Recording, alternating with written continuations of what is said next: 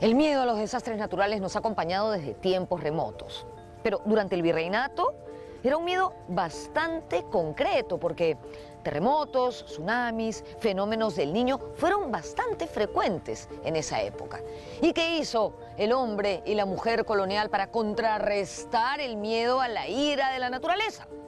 Pues acercarse más a la religión.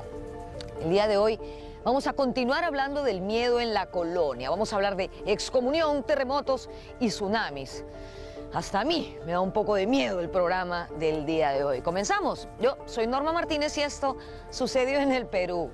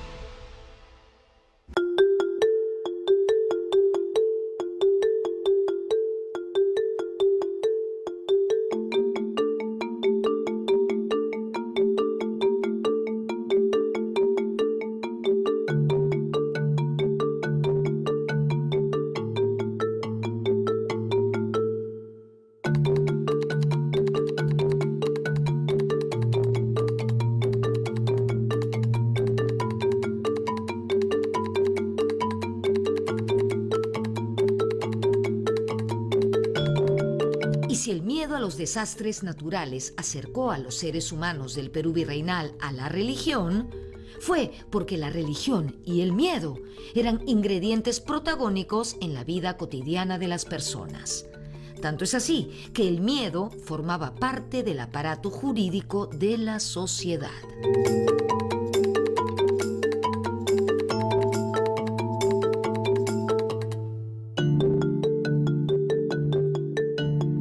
Como dice el historiador Bernard Lavallée, el miedo formaba parte del aparato jurídico del Estado virreinal.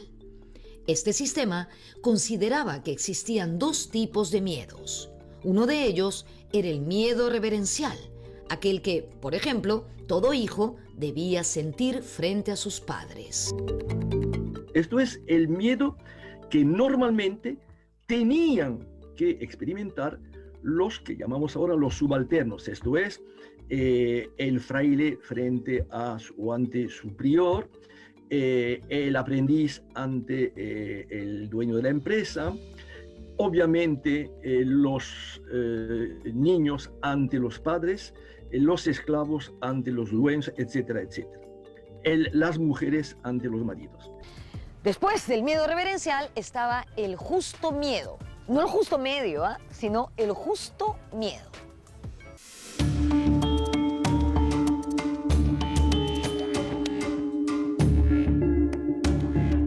El justo miedo era cuando se manifestaba un miedo causado por un exceso de violencia. Porque claro, en el miedo reverencial, los padres, los maestros, etcétera, etcétera, los priores, etcétera, los maridos, los dueños, podían ejercer fuerza y hasta cierta violencia, pero con un margen que no se debía pasar. Y cuando se pasaba, ya no se trataba de violencia justa para la época, sino de la llamada sevicia.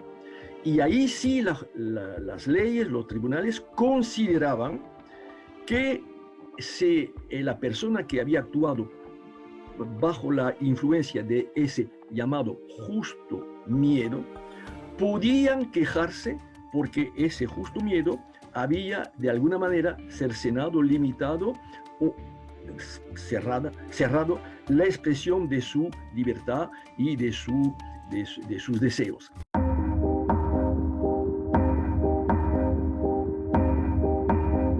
Entonces, en un juicio, el justo miedo era el exceso de violencia, es decir, lo que se llamaba en ese entonces la sevicia, y bastaba para invalidar cualquier decisión tomada bajo su influencia.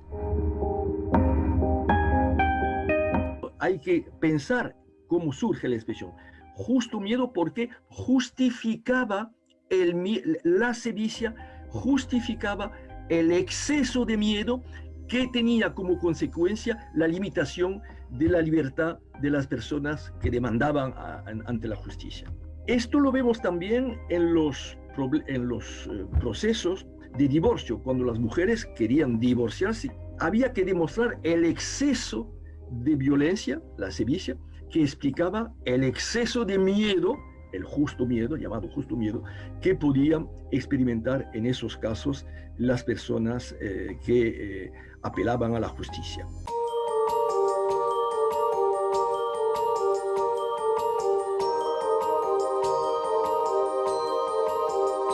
La excomunión era la exclusión de una persona católica de su comunidad religiosa y de la posibilidad de recibir los sacramentos, dictada por la autoridad eclesiástica.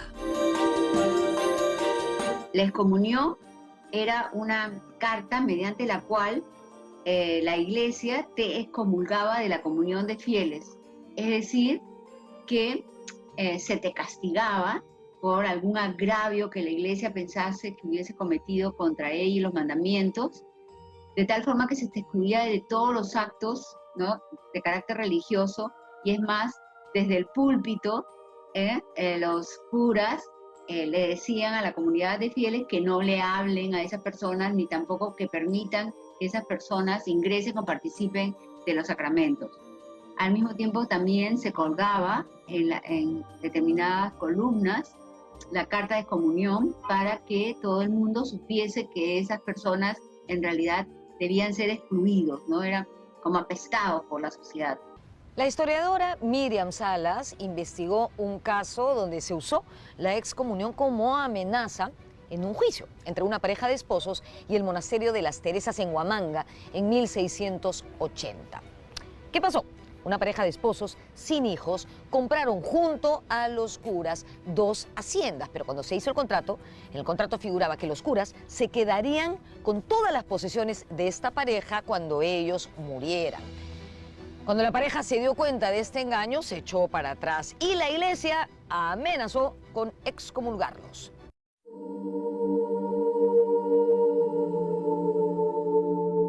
Y el convento lo que va a hacer es mandarles una carta de amonestación, ¿no?, de excomunión, en el caso que ellos no acepten los términos del contrato de compra-venta que habían firmado. Luego de una primera amonestación vino la segunda y luego de la segunda una tercera amonestación que decía lo siguiente, la voy a leer porque no quiero perderme ningún detalle, ¿ok? A ver.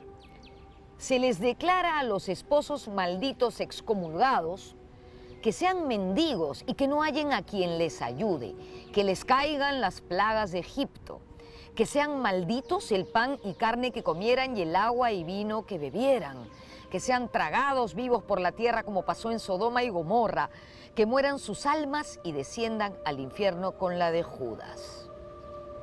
1680, en una sociedad tan religiosa y tan conservadora, imagínate que la Iglesia te amenace de esta manera. Yo entraría en pánico y me iría corriendo. Lo interesante es que los esposos no van a dejarse dominar, ¿no? Van a vencer sus miedos y se van a defender. Y finalmente logran, ¿no es cierto?, que todas sus propiedades regresen a sus manos, ¿no? Y solamente el convento se quede con las propiedades que había comprado. Y el resto de propiedades de los esposos regresaron a los esposos. Ellos mueren, ¿no? El asunto es que mueren y como no tenían hijos, entonces viene el pleito entre la Iglesia y el Estado. ¿Te das cuenta? Es una lucha de poderes entre la Iglesia y el Estado. Entonces, el Estado va a disputarle al convento estas propiedades. Finalmente, para mala suerte de tanto la Iglesia como el Estado, aparece un hijo de la esposa, ¿no?, que reclama todos los bienes. Y con esta con este final, ambos poderes se quedan sin las propiedades.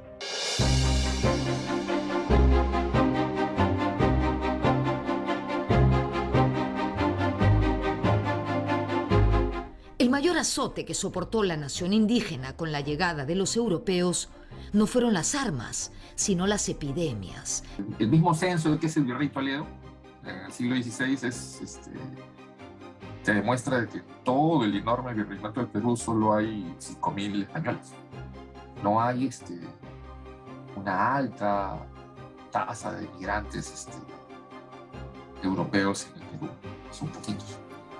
Pero a pesar de esos poquitos son los que generan estas epidemias alucinantes que matan más o menos el 90% de la población indígena en América.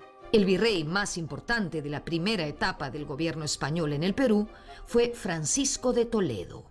Su mandato se extendió desde fines de 1569 hasta 1581. Toledo es conocido por la gran cantidad de reformas que realizó. Para evitar que se muera la población indígena, lo que hace el virrey Toledo durante su gobierno es reordenar el espacio andino, creando las reducciones o pueblos de indios. Junta ahí, ¿no?, los sobrevivientes de distintos ayllus, los junta en un pueblo. El primero de ellos, que fundó el mismo virrey Toledo, es Huancayo. Y así se van fundando varios pueblos de indios. Y se plantea esa idea de aislarlo, porque siempre se dice, ¿no?, República de Indios, República de Españoles, separados. Hay un correlato socioeconómico, que es evitar el mestizaje, porque el mestizo ya no tributa. El indio es el que hace el tributo, ¿no? Y en la colonia se habla mucho del oro y la plata, pero el oro y la plata son picos de ingresos. El ingreso corriente en la colonia es el tributo indígena. Por eso hay que evitar el mestizaje. Pero a la vez, ya por la misma información de los médicos desde el siglo XVI en adelante, es mejor separarlos para evitar contagios.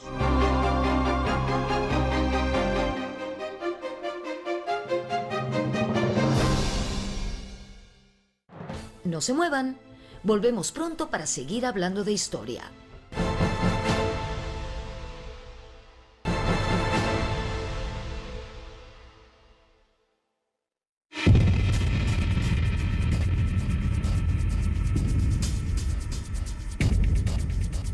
Junto a las epidemias, lo que azotó al Perú virreinal fueron, como hemos dicho al inicio del programa, los desastres naturales, terremotos, tsunamis, temblores, fenómenos del Niño. Desde el temprano Perú colonial existió una relación directa entre estos desastres y el fervor religioso, la devoción, fuese de origen andino o de origen católico, ¿no? Cuando sucedía un desastre, los indígenas se acercaban a sus cultos ancestrales y los católicos también, preparando procesiones, penitencias. Es decir, cada quien rogaba a su Dios a su manera para detener la ira de la naturaleza. Y esos miedos se hacen más fuertes cuando hay coyunturas de carácter político-militar y desastres ambientales, ¿no? Entonces, las epidemias de la conquista generan estos miedos, ¿no? Entonces, los primeros curas que comienzan a hablar de cultos antiguos, el retorno de las huacas en el siglo XVI y XVII, estos curas, en algunos de ellos, los más educados, ¿no?, describen que hay inundaciones, hay sequías, hay hambrunas, hay heladas, o hay epidemias, ¿no?, enfermedades, plagas. Y la sociedad como tal y el sistema político lo va a obviar para acusar a los indios de idólatras.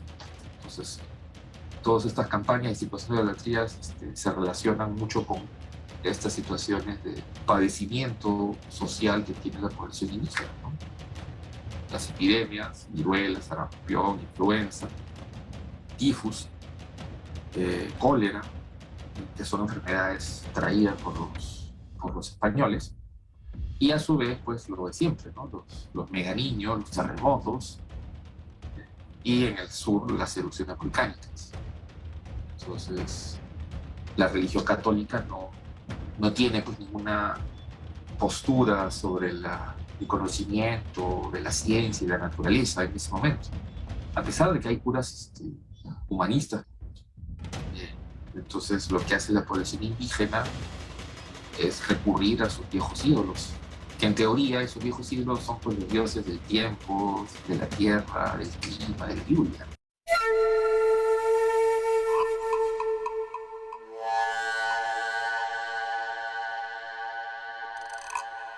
Hoy sufrimos el azote de movimientos sísmicos como terremotos y temblores. En la Lima virreinal, estos eran acompañados de tsunamis. Si hablamos de Lima, pues tenemos que desde la llegada de los españoles hay incidencia de catástrofes naturales, de terremotos y de tsunamis, ¿no? Desde el siglo XVI de registro.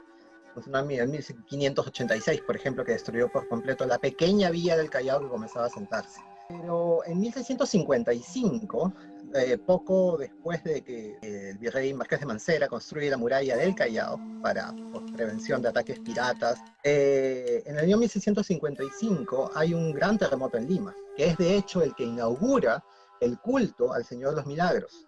Efectivamente, la imagen de Cristo crucificado, que había sido pintada por un afroperuano en una pared de adobe, resistió el terremoto de 1665, y esto fue interpretado como un milagro. Allí se originó el culto y la devoción al Señor de los Temblores. Ahí vemos cómo el miedo es instrumentalizado y monitoreado para convertirse en un culto religioso a nivel nacional, que es el protector contra los temblores. De hecho, el Cristo de Pachacamilla es una pintura que se hace hacia 1651 por un esclavo negro de Angola, y en el terremoto de 1655, cuando cae Lima, ¿no?, el muro se mantiene de pie. Y entonces se le empiezan a adjudicar, digamos, un valor sobrenatural, que la imagen, aparte de que no puede ser borrada, porque cuando el virrey mandó que se borrara esta imagen, porque los negros hacían todas estas danzas africanas que la población católica pensaban que debían ser el origen de los terremotos y que los negros debían ser castigados por estas danzas de origen pagano, ¿no? Sin embargo, ese Cristo hecho por un negro Angola no cae. Y entonces se convierte en un símbolo de la ciudad de Lima, y se empieza a asociar la imagen de Cristo con los temblores. Incluso toda la idea de que el dios Pachacámac, ¿no?, ese dios precolombino Pachacámac, es el que utiliza los terremotos para castigar al pueblo, esa es una invención de los jesuitas. María Rostorowski en un momento dijo, no, seguramente el culto del Cristo de Pachacamilla es una continuación de un culto prehispánico, que es el Señor de Pachacamac. Cuando temblaba la tierra, los naturales de Pachacámac imploraban a su antigua huaca, cuyo principal atributo era dominar las ondas sísmicas. Es comprensible que los negros esclavos, ante los movimientos telúricos, se uniesen a los indígenas en sus súplicas. Al disminuir y casi desaparecer los antiguos pobladores de los valles de la costa central, los negros quedaron como los herederos de aquellas creencias yunga.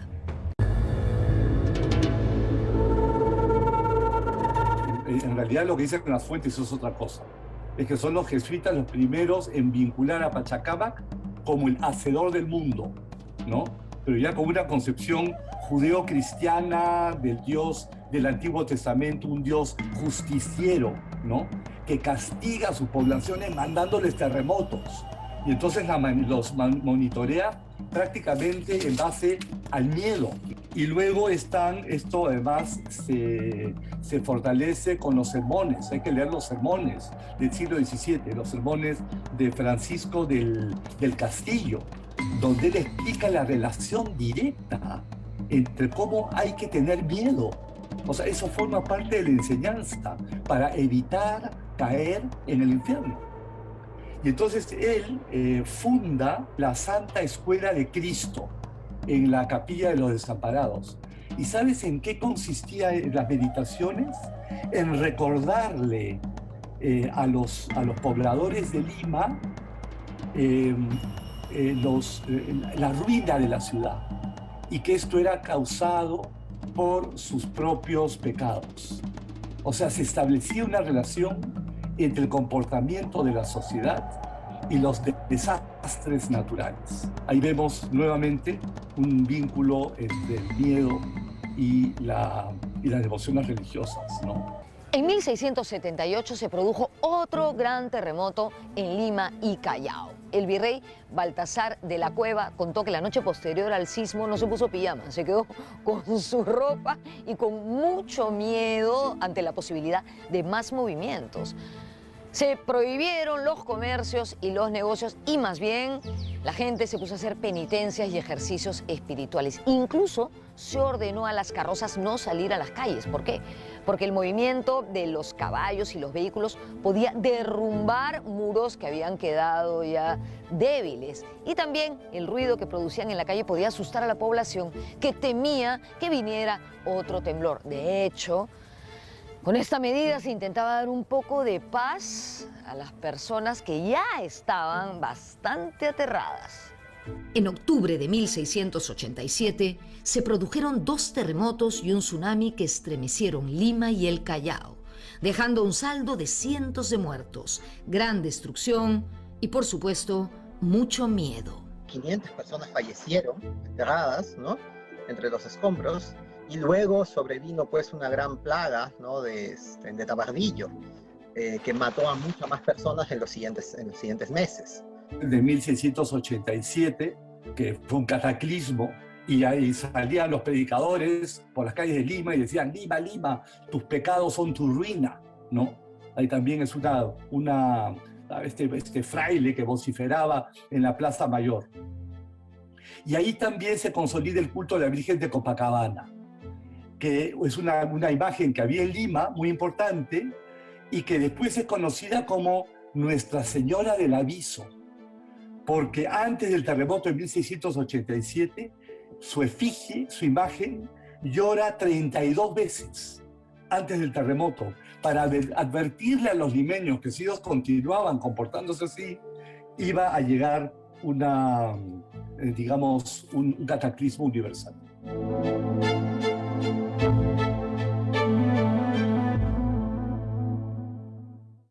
No se muevan, volvemos pronto para seguir hablando de historia.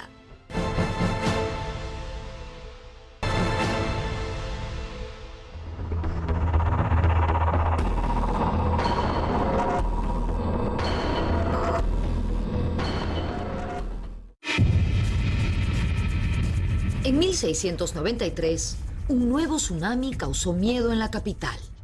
Pero el 28 de octubre de 1746, a las 10:30 de la noche, se produjo el Gran Terremoto. Un movimiento de magnitud entre 8 y 8.6 grados en la escala de Richter destruyó la ciudad de los Reyes. Media hora después, un devastador tsunami se llevó de encuentro el Callao, donde de las 6.000 personas que lo habitaban, aproximadamente, solo quedaron 200. Ocurre de noche, entonces la población lo primero que hace es evitar morir colapsada ante el impacto de las ruinas, de los destrozos de las viviendas, y van a empezar a buscar el refugio en las huertas, ¿no? Cabe destacar que en esa época las huertas constituían más o menos el 25% del espacio urbano de Lima, entonces tanto los sectores populares como los sectores pudientes tenían espacios verdes para poder refugiarse. Muy pronto, el miedo se apoderó de toda la ciudad. Cuando ellos se dan cuenta, se enteran de la noticia de lo acontecido en el Callao, de la destrucción del Callao, porque el mar se había tragado a esta población. La población afrodescendiente esparce el rumor que lo que ha pasado en el Callao también va a suceder en Lima, que el mar se salía y que también se iba a tragar a la ciudad de Lima. Y en ese sentido la población huye despavorida hacia los cerros vecinos, pero el virrey Manso de Velasco impide esta estampida de la población, que la gente empieza a estar en estado de shock porque hay mucha gente malherida, pero también en el transcurso de los días van a tener que enterrar a los muertos en las plazas también. El terrible terremoto fue interpretado por la población como un castigo divino. Para la gran mayoría era un castigo divino, entonces lo que resalto en el libro es el debate que dura años, ¿quién tiene la culpa? Y este público, creo que no se va a sorprender, echan la culpa a las mujeres. O sea, hay varios factores, echan la culpa de alguna forma a todos, pero el consenso, sobre todo de la iglesia, es Lima es una ciudad de pecadoras, mucho libertinaje, las tapadas, y hay unas campañas de cambiar la ropa, que no mostrar los tobillos, escotes, ese tipo de debate que a mí me parecen fascinantes. O sea, uno dice, no, es la decadencia de las clases altas que gastan mucho y no producen, o el mal comportamiento de clases populares. Hay campañas en contra de los afroperuanos, supuesto libertinaje, ¿no? Así que hay una especie de debate de moral. El hecho de ser aplastado y también la posibilidad de ser tragado por el mar refleja una muerte violenta. Una muerte violenta es que es en sí una mala muerte, que es muy diferente a una buena muerte, ¿no? Una mala muerte es producto del pecado de las personas que no han cumplido con los sacramentos y está condenado por la iglesia. La buena muerte es aquella muerte que te da tiempo, es decir, una enfermedad, una agonía, la muerte que te da un espacio como para redactar inclusive el testamento, y es por ello que en el transcurso de los meses posteriores al terremoto, la gente pudiente, miembros de la élite, redactan testamentos en los cuales, por ejemplo, liberan a sus esclavos, también pagan por centenares o miles de misas, porque era necesario que otras personas pues intercedan y oren también para la salvación de las almas. En el momento del terremoto, gobernaban España y sus colonias la dinastía de los Borbones, quienes estaban emprendiendo una serie de reformas. El virrey era José Antonio Manso de Velasco, el conde de Superunda. El virrey, que es un buen católico, pero quiere bajar el poder de la iglesia, dice que ustedes también tienen que bajar sus torres y limitar sus edificios. Y la iglesia responde, es el colmo. El terremoto es un castigo divino y más bien nosotros estamos aquí para mejorar la ciudad, asegurar que no haya otro castigo. Así que hay una lucha que también es reflejo de una lucha larga en el siglo XVIII entre los Borbones, que no quieren deshacerse de la iglesia, pero quieren bajar su poder y tener el Estado encima de la iglesia. Entonces, los religiosos decían que ellos se encargarían de impedir otro castigo divino, pero lo que ocurrió en realidad fue que muchas veces ellos se encargaban de propagar el pánico. Pero también después ya hay una respuesta por parte de los religiosos, que también ellos se convierten en los difusores de pánico en la ciudad, ¿no? Con las procesiones, empiezan a salir en procesión las vírgenes, la Virgen de las Mercedes, la Virgen del Rosario, porque la devoción era la única manera de tratar de contener estos movimientos de tierra que no cesaban, porque las réplicas continuaron durante varios meses, hasta enero, por ejemplo, son bastante intensas, y no solamente en Lima, sino también se sintieron fuertes temblores en Cusco. Entonces, en Cusco, a finales de noviembre, se llegan de enterar de lo que ha pasado en la ciudad de Lima y no lo pueden creer, sinceramente. Entonces, por ejemplo, la gente está tan angustiada que tratan de aminorar esa angustia y en el Cusco prohíben por un tiempo el toque de las campanas, porque la gente confundía estos ruidos con la amenaza de, por ejemplo, del acontecimiento o de ser impactado por un evento telúrico más fuerte. Y la gente se tiraba al suelo, literalmente, gritando sus pecados. Y se congregaban porque ante la incertidumbre lo único que podían hacer era una reacción colectiva tratando de aplacar con estas procesiones la ira divina, porque fue asumido así, como un castigo divino. Entonces era una culpa pues colectiva y por lo tanto los religiosos van a tener aquí un poder importante como difusores de pánico en la ciudad, porque van a desfilar pues con sogas al cuello, con calaveras. Con el tiempo, la calma fue llegando a la población, pero de manera paulatina. La sensación de miedo colectivo tardaría mucho en alejarse. En 1747, pocos meses después del terremoto, la ciudad de Lima tiene que realizar los funerales del rey Felipe V y también la jura del rey Fernando VI en el mes de agosto y en el mes de septiembre. Y en estas ceremonias también se nota, digamos, el miedo, porque siempre como una manifestación de alegría, por ejemplo, durante las juras, se tenían las corridas de toros, muchas luminarias, juegos pirotécnicos, las salvas de artillería. Pero debido al terremoto, por ejemplo, las salvas de artillería se dan de manera pausada durante la noche, porque la autoridad, el poder virreinal es consciente del miedo que puede ocasionar entre la población los cañonazos, porque siempre todavía, a pesar que, bueno, con el transcurso de los meses y con el transcurso de los años, la población siempre va a estar temiendo que otro terremoto o tal vez un tsunami, en este caso ya lo entendemos nosotros así, pueda acontecer otra vez en la ciudad de Lima.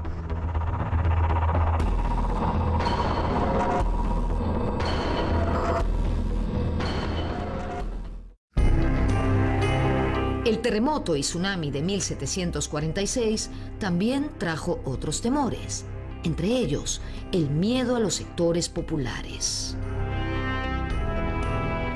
Para mediados del siglo XVIII, si más o menos podemos hacer algunos cálculos, de 60.000 personas que vivían en la ciudad de Lima, podemos hablar en términos redondos, casi un 40%, era de descendencia afrodescendiente, y por lo tanto siempre el poder virreinal va a tener este miedo a un levantamiento.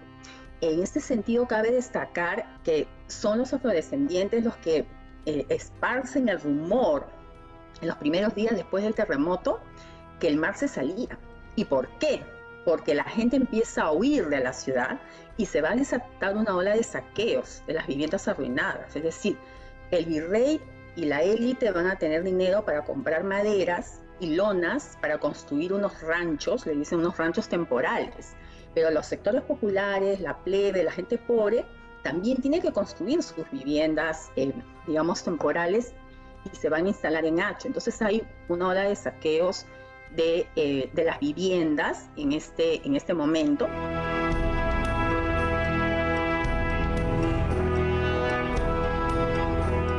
No se muevan porque regresamos con la parte final del programa.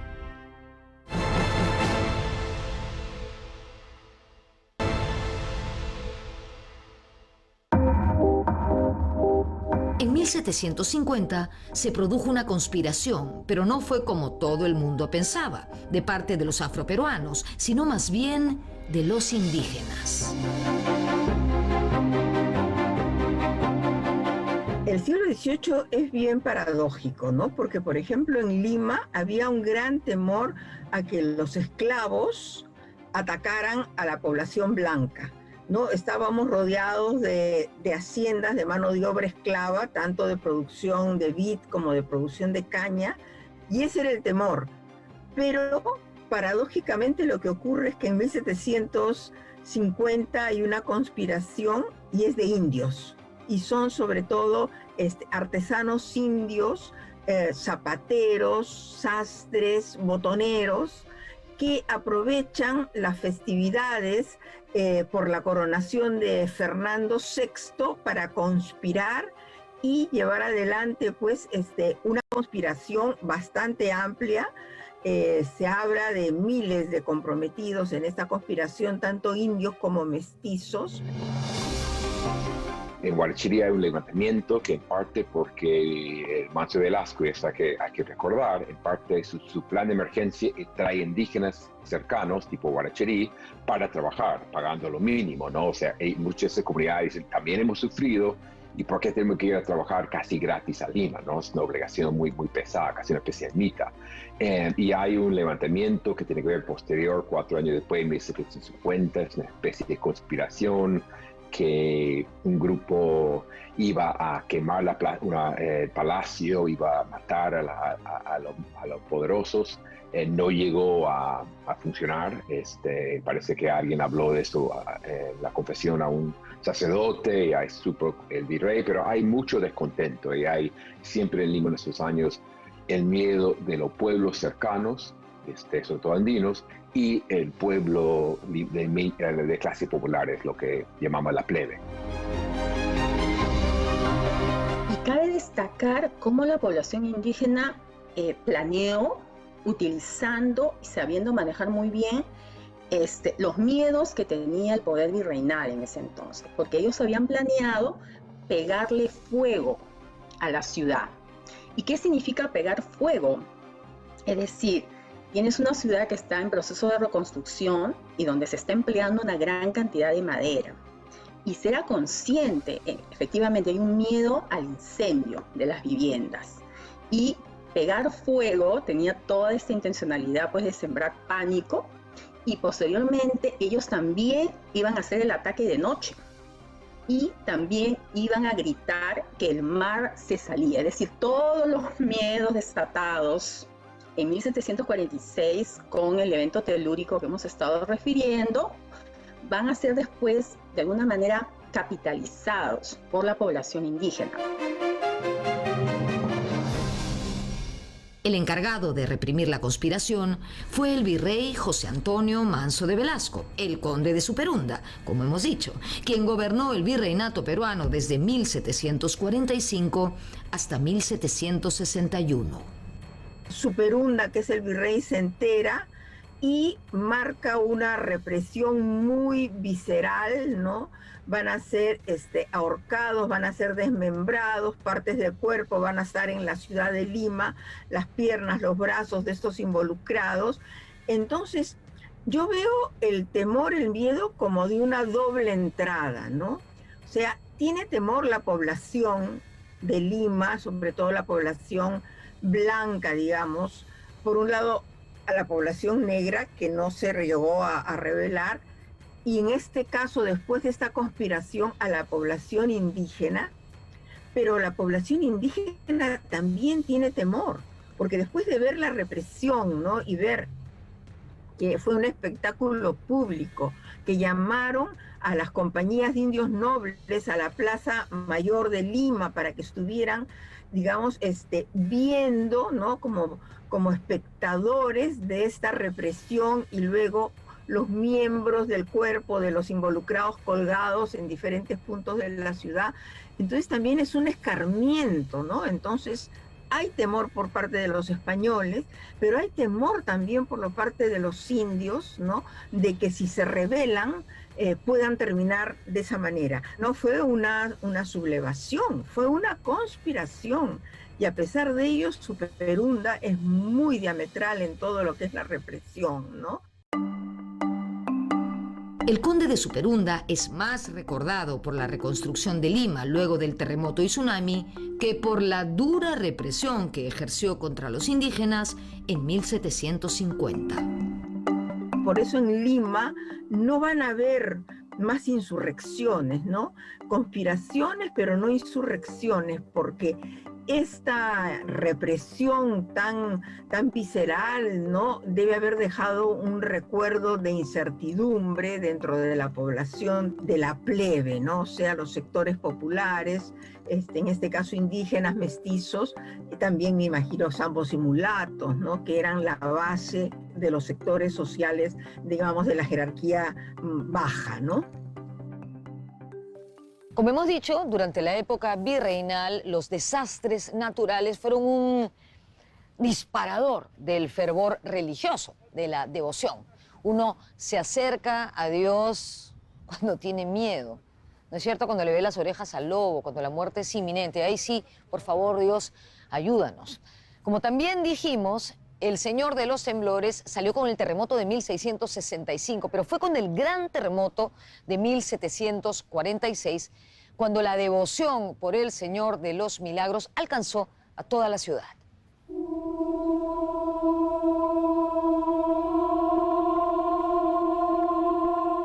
El mes de octubre de 1747, para un poco recordar, digamos, a los terremotos, tanto de 1746, pero también el de 1687, se declara en Lima, al menos, el mes de la penitencia. Es decir, se prohíben las diversiones para aplacar la ira divina.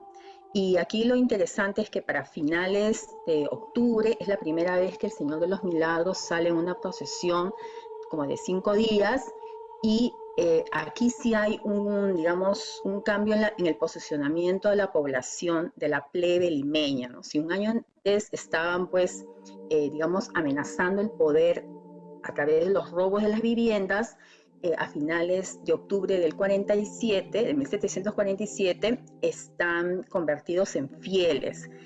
Pero por otro lado, los sermones de los religiosos, en este caso del arzobispo Barroeta, siempre, y también incluso de los jesuitas, siempre están enfatizando en los pecados de los limeños, como la lujuria, la vanidad, y en este sentido hay toda una pedagogía también del miedo por parte de las órdenes religiosas.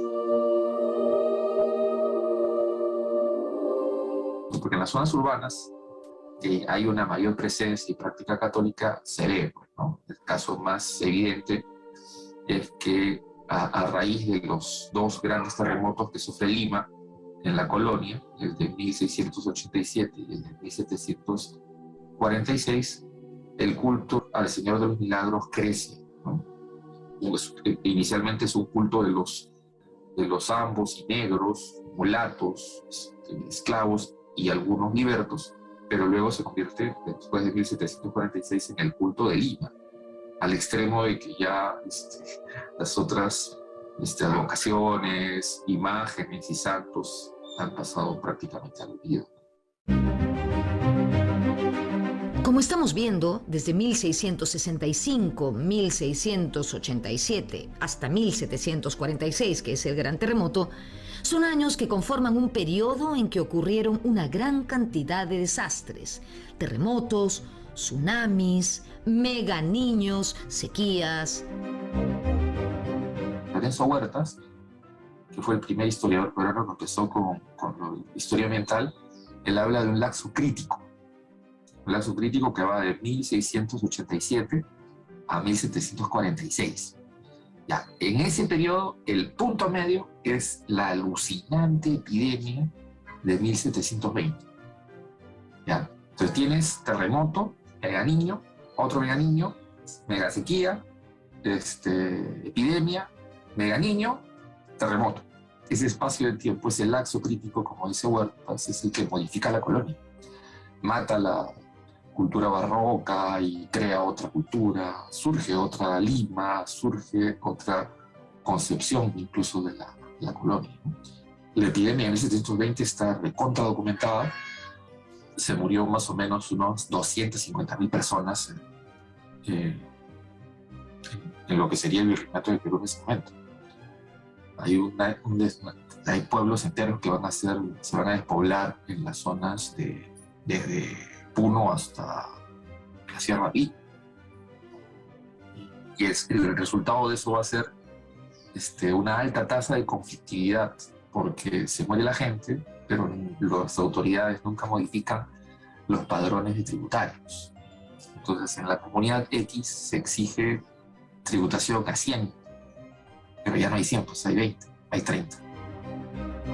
Lo que se observa es que después de esta serie de epidemias y desastres que se sucedieron uno tras otro, se produjo una gran cantidad de protestas y levantamientos armados en contra de la subida de impuestos, de la reforma tributaria y del maltrato a la población. Cada vez hay menos indios, ¿no? Por un lado, por estos desastres, y por otro lado, porque en el siglo XVIII hay un crecimiento urbano en muchas ciudades.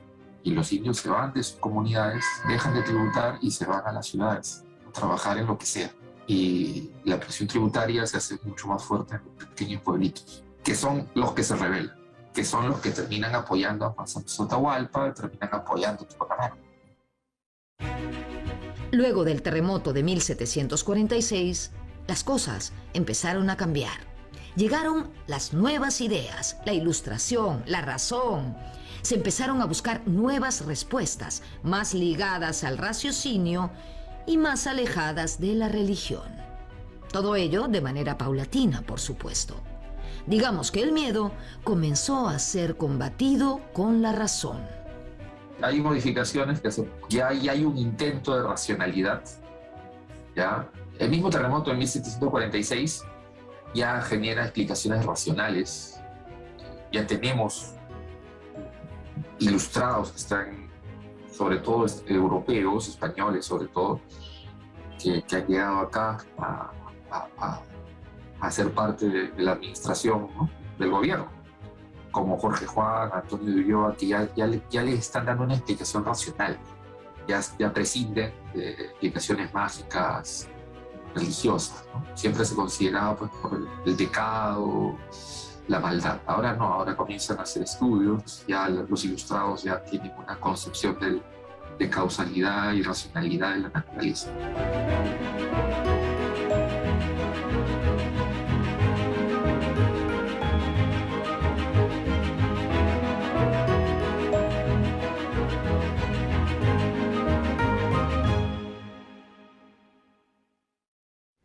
Desde tiempos inmemoriales, la tierra donde se asienta nuestro país ha temblado. Vivimos en una zona sísmica y eso evidentemente a todos nos produce muchísimo miedo. Quizás la diferencia entre el virreinato y nosotros es que hoy no le dejamos todo el poder a la religión, sino que tenemos una cultura de prevención. Esa cultura de prevención puede ser determinante en la manera como afrontemos un desastre natural. ¿Tú qué estás haciendo para prevenirte? Nos vemos en la próxima.